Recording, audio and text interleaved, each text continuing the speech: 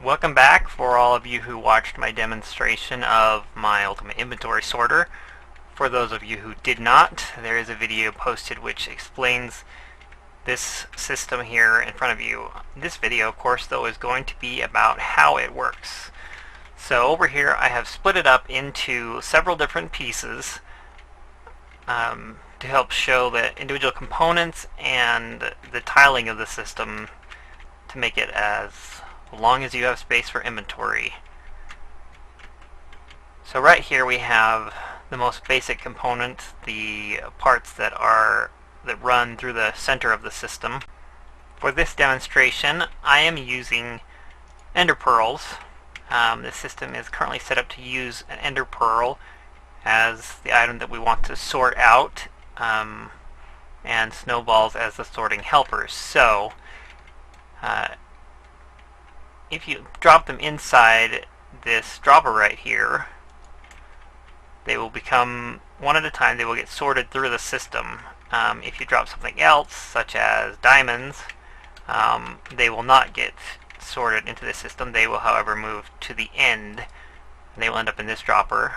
The ender pearls, of course, though, will end up right here, be sorted into this section, which is designed for set aside for the ender pearls. To explain how this system works, as you noticed, let me grab some more and we'll drop them back in again. When you drop them in this dropper right here, this comparator will be activated. It will send a signal around to the back here. We'll turn off this torch, which will turn off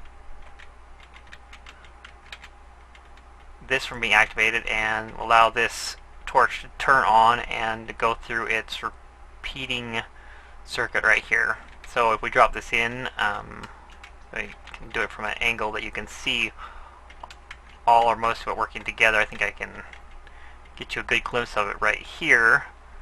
If we not in the hopper, in the dropper. We put it right there. See, there's a repeating circuit going. There's a signal going through here as long as there's something in that dropper, and that, because that torch is off, the circuit will continue to go around until all the items are used up, and they have all been kicked out through this dropper being activated each time, sending it up through this circuit. So that explains that part of it. Over here we have the more important part of the system. We have sorting mechanisms.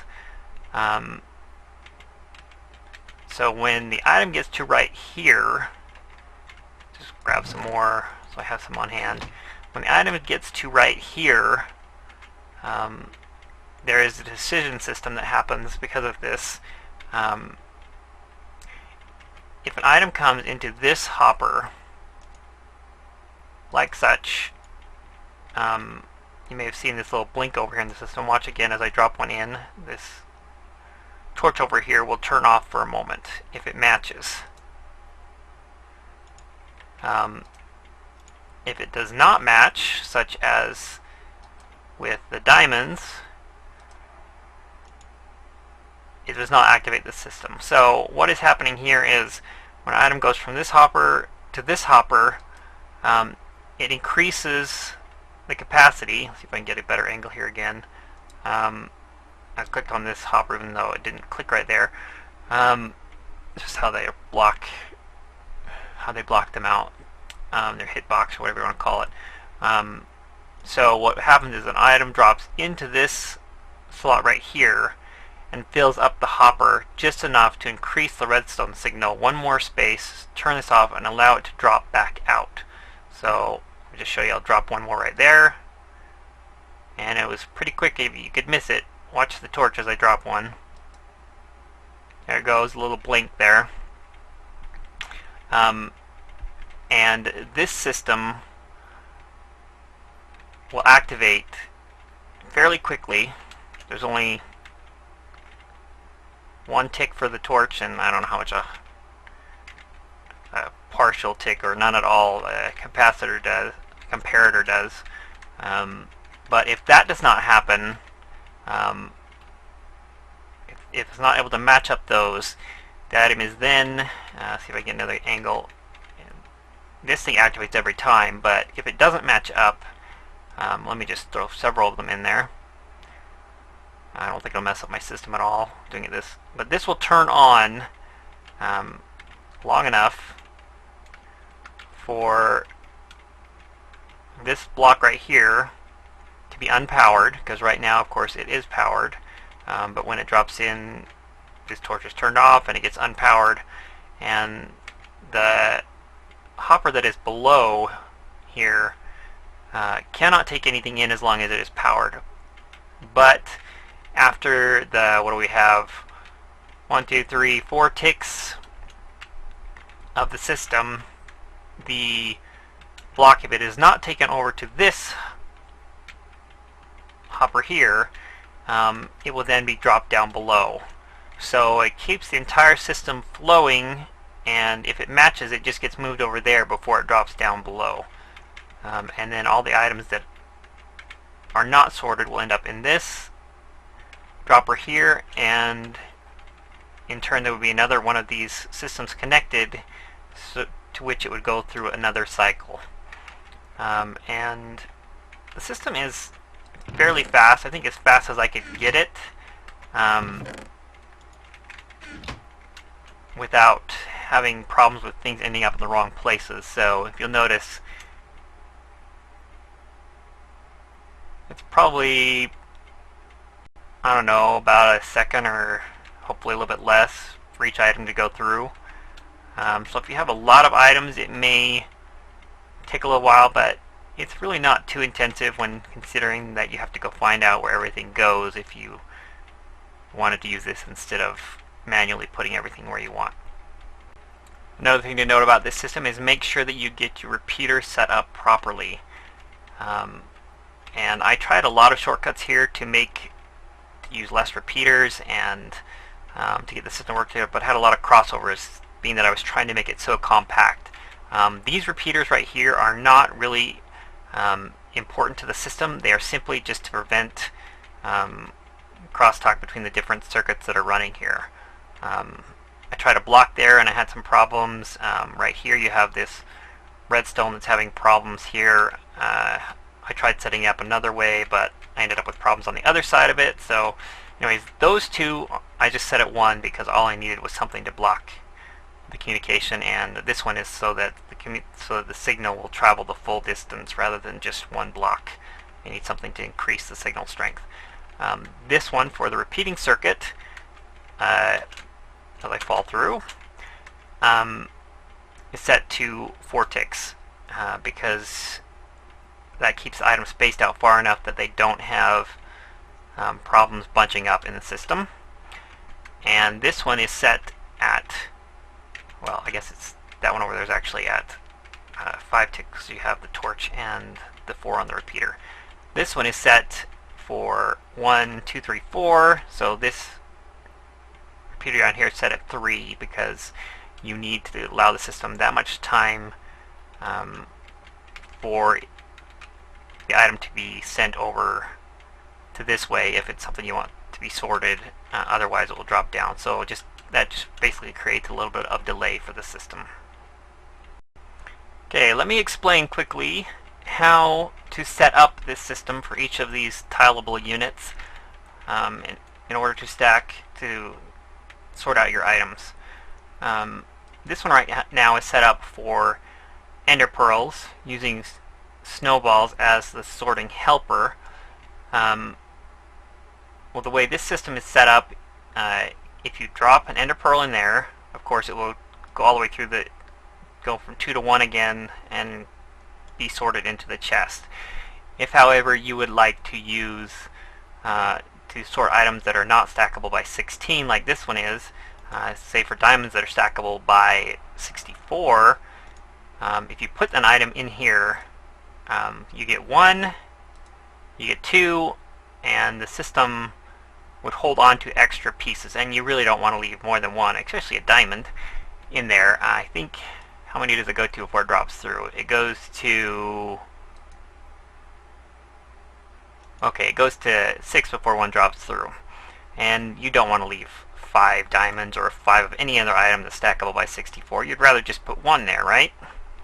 So what you can, when you have items that are stackable by 64, they don't put as many spaces into, they don't fill the hopper up as much. So you will need more of them to do the same. Or you can also, you see we have 7, 8, 9, 10 of the helpers in here. If you put 1 more for 11 and you add a diamond, that will set it up for the 64 one. See, if I put another one in here, it goes through the system. Now, if you do not want to try and figure this system out on your own, if you can't remember how stackable an item is, or you don't really care to remember whether it was 10 or 11 or 7 or 14 or whatever it is, if you simply put a stack of your sorting item, and it will throw out the ones it doesn't need, and then you add the item that you want to stack with. So if I put a diamond here, it didn't drop through, so you know you just swap these around. It doesn't matter where you put the snowballs, just as long as those are all covered. But then you know that it's the 11 that you need, 1, 1, 1, and 8, or however you set it up. If, however, you use something else, so let's just grab another stack of snowballs and show a 16 stackable item. If you drop one into here on this one, I guess I could drop it here also, just make sure it's after the snowballs. I drop one in, and you'll notice one of the snowballs dropped out. It's no longer 11, it's 10 now. And if you weren't paying attention, put the 11 back there, and you drop Ender Pearl, it will become 10. So that lets you know how many you can have in the system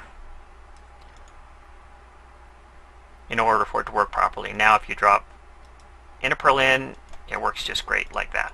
Now if you don't want to use items that are stackable by 16, which I personally prefer and they tend to work the best for me, you could also use eggs or signs, but if you'd like to use something you have more abundantly, like if you have loads and loads of cobblestone or dirt or sand or wood or whatever you want to use, preferably an item, I would suggest an item that is a renewable item that you can get without having to use up your resources that you don't have a lot of. But if you'd like to do this instead, what you can do is, like we did with the snow, throw some cobblestone in there, and it's not enough yet, of course, so we can just keep on adding some. See, as soon as it starts dropping, okay, so you got 45 there.